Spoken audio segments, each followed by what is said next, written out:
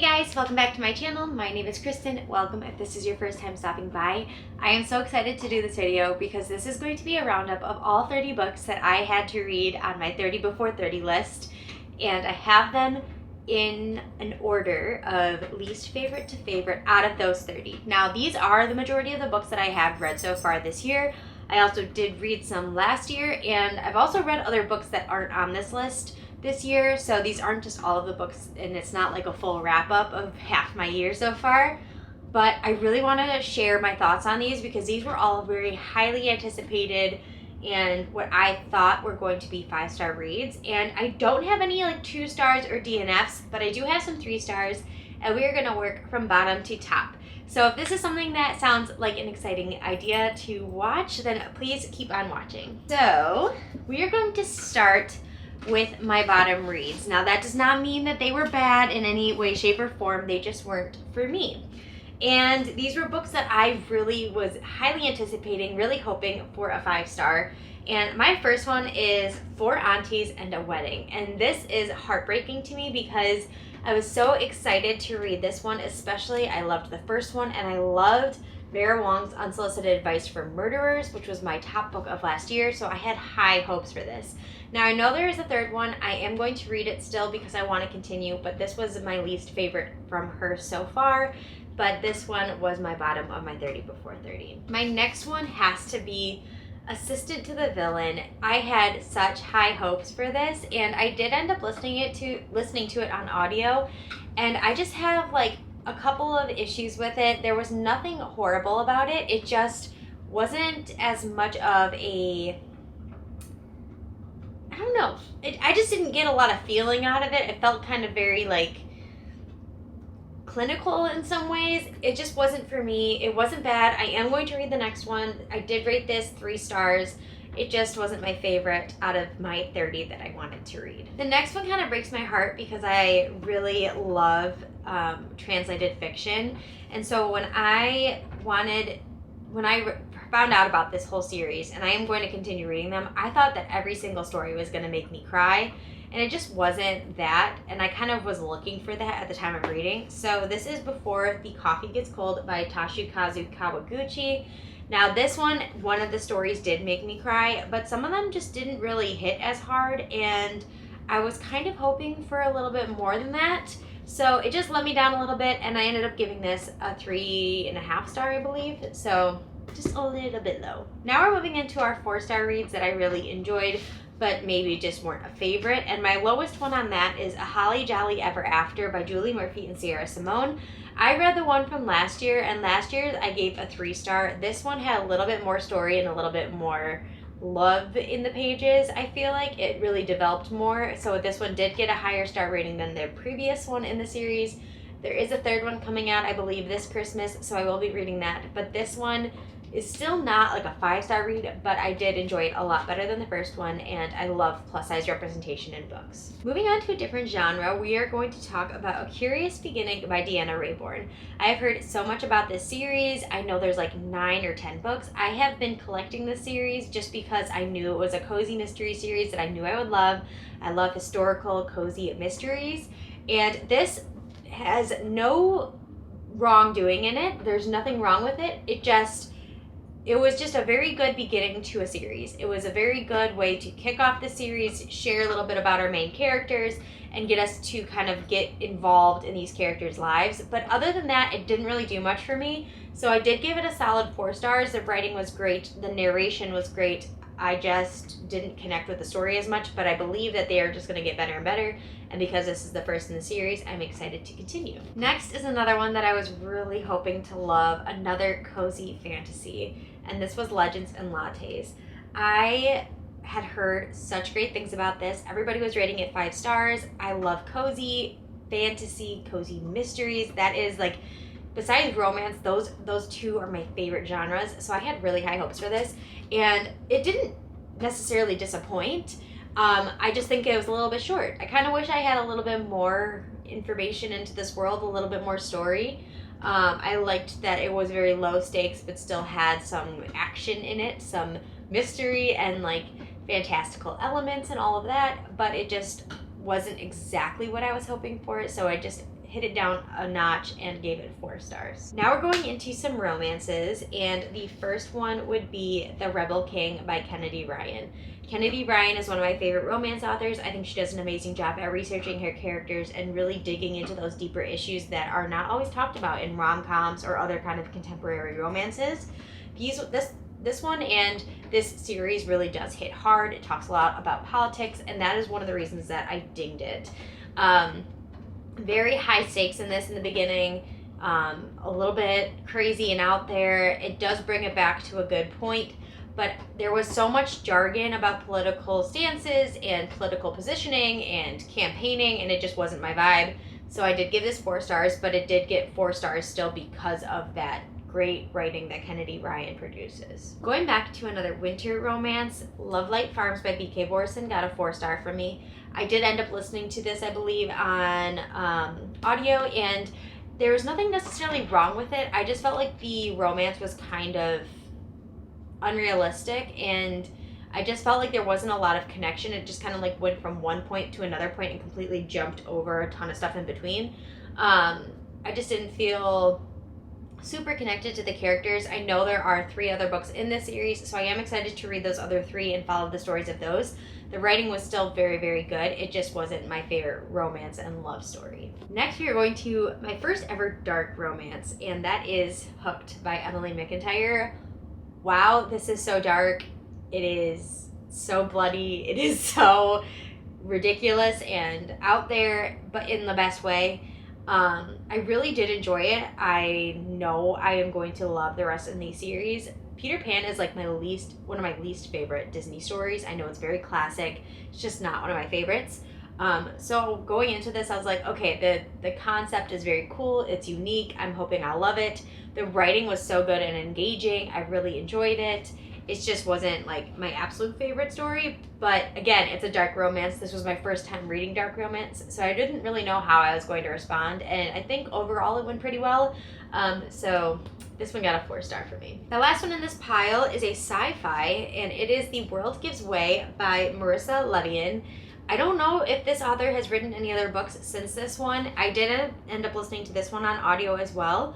This one is pretty interesting in that it's a story about the world, but the world is a spaceship in space that has been created to protect the rich and their servants up in space as the earth is dying. So it's a kind of supposed to be another way that they're going to continue on this population, but the world is giving way and there's a hole, and it follows our main character as she's trying to flee from the police and save her rest of her humanity that she can in the time that she has left. And it was very interesting.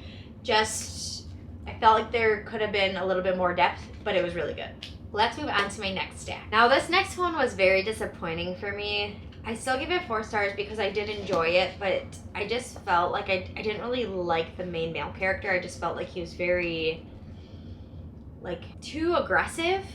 And that is The Fine Print by Lauren Asher. As you guys know, I am a Disney lover through and through, and I loved the idea that this was about a character who was taking over his father's legacy as the director and employer of something similar to Disney World, but it's called Dreamland. And overall, I think that the story was done well. I just really did not like the male main character, and for that, I had to give it only 4 stars. Moving on is a cozy mystery that I really, really enjoyed, and it is Everyone in My Family Has Killed Someone by Benjamin Stevenson. When I finished this, I immediately picked up his next book, which is Everyone on This Train is a Suspect. I have not read it yet, but I'm looking forward to it very, very much. I listened to this on audio. It was so intriguing, it's so fun, so whodunit, and it takes place in a wintry atmosphere. It was perfect for the early winter for me to read this. Absolutely loved it. Highly recommend. Now we have another Kennedy Ryan, and this is Before I Let Go. This book follows a woman and a man who they've fallen out of love, they're separated, but they're still in love with each other, and they're finding their way back to each other. And it is challenging, it is heartbreaking, it is hard, it's emotional, but it is beautiful. I gave this 4 stars just because I can't relate to it as much, and as much as I know I don't have to relate to every story, but I couldn't find myself in the story. because this does take place with a woman who has children, and I understand all the struggles and all of that she's gone through. I think I ended up giving this like a 4.25 stars-ish. It was so beautifully written and it's heartbreaking, but I had a lot more that I enjoyed more out of my 30 list. So this one was, I don't know, somewhere in the middle. Another one that I absolutely love this author, but I could not give this higher than 4.25 stars, and that is Love Theoretically by Ali Hazelwood. I loved Love on the Brain and Love Hypothesis a lot more than this, and that's so unfortunate because I was so looking forward to this. This was one of my highest anticipated reads. I just felt like it wasn't as memorable. I know a lot of people thought that this was her best yet, and it was still very, very good.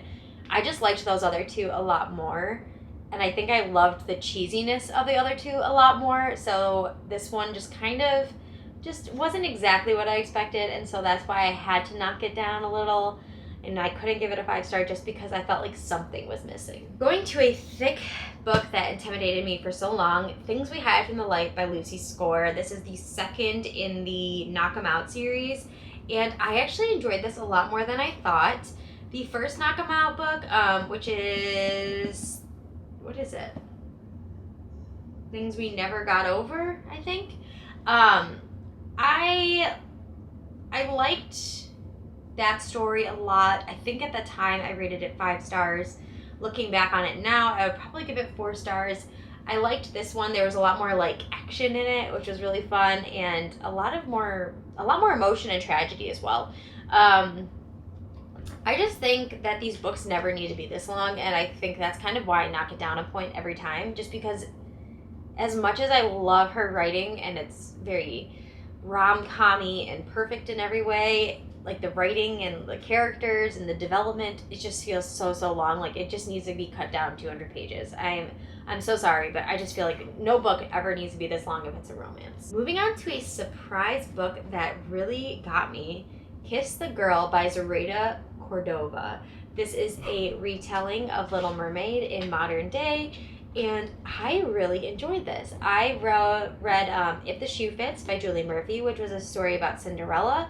Then I read By the Book, which was by Jasmine Gilroy, I believe, and that one was about Beauty and the Beast, so I thought that one was going to be top tier, but Kiss the Girl was very surprising. I really enjoyed it. I loved the love story. I loved the sisters in this. This was so fun. I'm so looking forward to, I think it's going to be called Tangled Up in You or Tangled in You, which is by Christina Lauren. So this series still gets me. I really enjoy it. If you do like Disney retellings, I know a lot of people don't talk about these, but this one is very, very good. Now we're going to a cozy fantasy, and that is Emily Wilde's Encyclopedia of Fairies.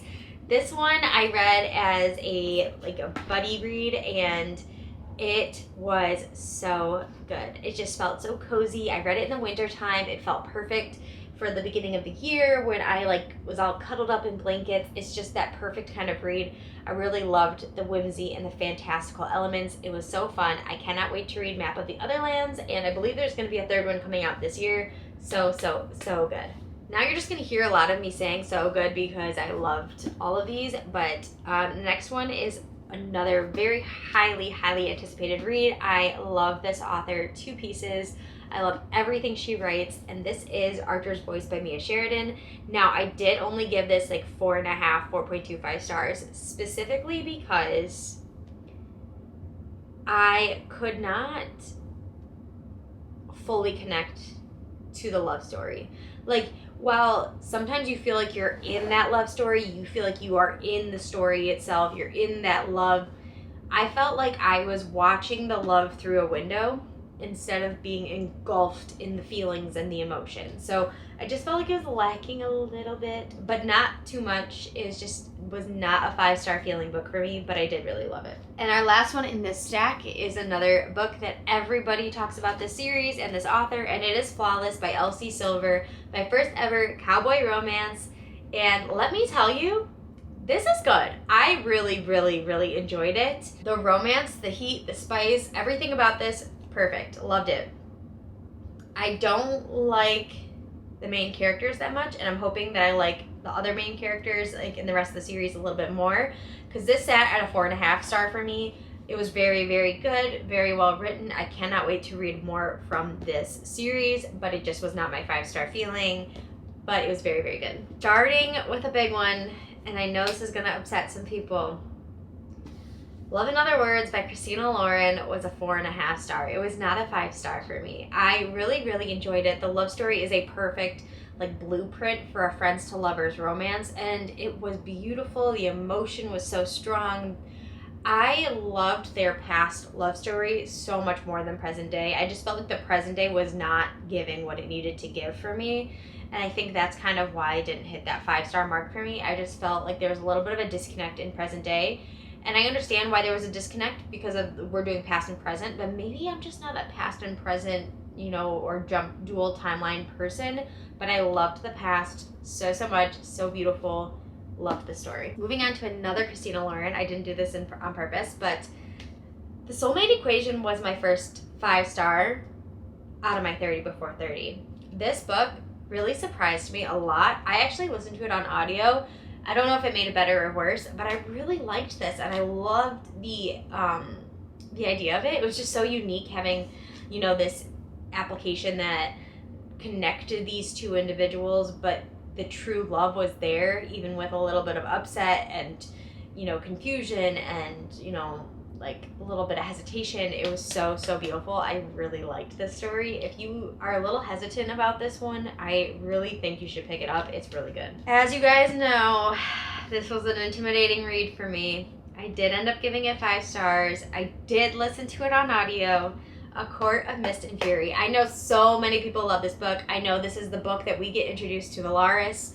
I know that this is a beautiful beginning to a beautiful love, and this is so exciting to kind of bring us into ACOWAR, just because I know how much like everyone loves this. I was expecting a lot, and I'm glad that it lived up to its expectations. It was very good. I understand why everybody doesn't like Tamlin. I get it.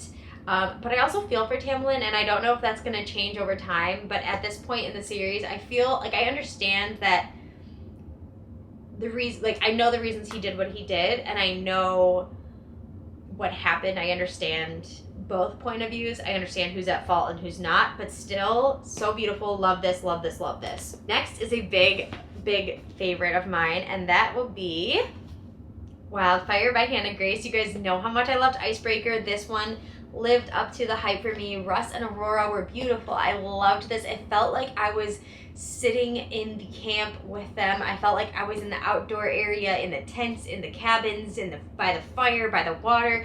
I could just feel engulfed in this environment, and their love story was so beautiful. I absolutely love it. I love that there was a lot of insecurities and things that were touched on that were harder topics that were done so beautifully. I love this. And Hannah Grace can do no wrong in my eyes. So another favorite author of mine that can do no wrong, Catherine Center's The Bodyguard. This was so cute. I love that Catherine Center makes these beautiful romance stories that you can literally picture like watching on TV. You can picture this happening. You can watch it happening, and you know exactly what it would look like. And I don't know how she does that, but this book was so fun and so enjoyable. I loved that the female was a bodyguard. I loved the family. I loved the little bit of craziness. Everything about this was perfect. Now we have my one thriller in this whole list, which is crazy. The Housemaid by Frida McFadden. My first ever Frida McFadden. I actually read this last year. This, I still think about some of the things that happened in this book. Like, it sticks in my brain, like, so dark and twisted and nasty and disturbing, and if a book can sit with you for that long, you know it's good. She nailed it, and I cannot wait to read more from her. Let's talk about a book that is very well loved and well cared about, and an author that is very well loved and well cared about, and that is Part of Your World by Abby Jimenez. This book, I understand the hype. I get it. I totally understand it. This love story was so beautiful, and I just loved everything about it. The side characters, the you know, found family, the kind of separation from real life, and this like idea that you kind of are torn between these two worlds, and you know, you can find a happy medium. And I absolutely loved this. I cannot wait to read yours truly. It is on my TBR for this month. I'm getting through a book that I'm in the middle of, and then I'm pretty sure that's going to be my next read. So excited about that one, and I absolutely loved this one, so I really feel like it's gonna just probably be another 5-star, but this one was definitely a 5-star. We're getting down to the nitty-gritty, you guys. Coming in at number 4, we have The Simple Wild by K.A. Tucker. This book is not what I expected. I didn't know what to expect. I read it in the winter time. It was the perfect time to read it. Very misty, very gray, very gloomy, but so enjoyable, so sad, so emotional, but so beautiful. It made me feel so much. I don't cry easily reading books. This one did make me cry. Like, I cried. So, in my eyes, this was the epitome of a perfect 5-star book. It took me a while to read it, to be honest. It took me a little while to get into it, but once I was in that story, oh my God, I never wanted it to end. I cannot wait for the rest of the series. I'm so excited to continue it, but this was beautiful. Number 3 has to be a big one that was very popular last year, and that is Divine Rivals by Rebecca Ross. This book was so beautiful. It just really was. It was something that has a very unique, interesting twist, and I liked that it was realistic, but not fully there. It had its own universe, it had its own world, and a little bit of magic. I loved everything about this. It does leave you hanging at the end, so I'm very excited to read the next one in the series. I know it's only a duology. I've had the next one ready to go since I finished this. Cannot wait to pick that up. This one was a 5-star, and I absolutely loved it. Coming in at number 2. Now, this one a lot of people don't like, but I loved it, and I think it's because I can relate to the main character so much. She and I are one and the same with everything, with the way she was feeling as a woman who is bigger, her love of dogs, and that working at the rescue, because I also work at a rescue. Everything about it, it was like hit a nail on the head, and that is Mile High by Liz Tomford. This book is long, but oh my gosh, was I just drawn into the story from the beginning. This love story, the empowerment that Xander gives to her, the empowerment that she brings on herself. It's just, Stevie and I are so similar. I really loved the depiction of the life that she lives and how she felt. It really was nailed straight on the head. I loved it so much, and this was it was an immediate 5-star for me. And our number 1 book is The 7-Year Slip by Ashley Poston. I loved this. It was magical realism at its finest. The romance was beautiful. I loved past and present timeline again. It was past and present timeline, but in the best way, because it's actually like the same time for her, but past and present for him. So beautiful. I cried so much. I connected with this love. I wanted to be in this love. It was so beautiful. I cannot wait for a novel love story, I believe is her new book. I cannot wait to see it. I cannot wait to read it.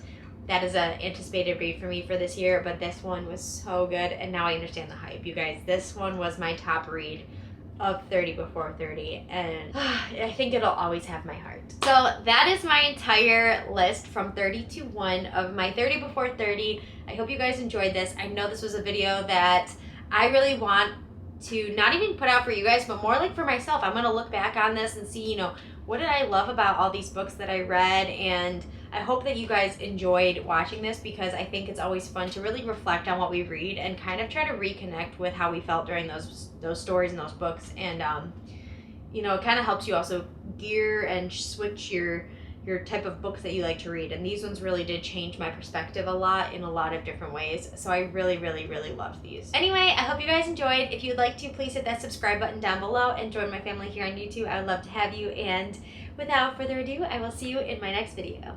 Bye!